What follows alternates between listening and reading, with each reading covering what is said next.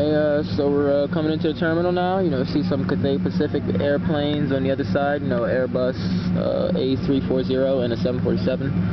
And right here we got in front of us a Thai Airways plane, 747, probably going down to Bangkok or something. And we got a Asia.com airplane, Airbus A319. See a plane taking off in the distance there. It's been a really enjoying flight. Looks like we're coming up to gate W44R. Yeah, that looks right. Right next to that Thai Airlines plane, that Asia.com plane. So like I said, it's been a fun flight. Really enjoyed it. First time out to China, first time out to Hong Kong.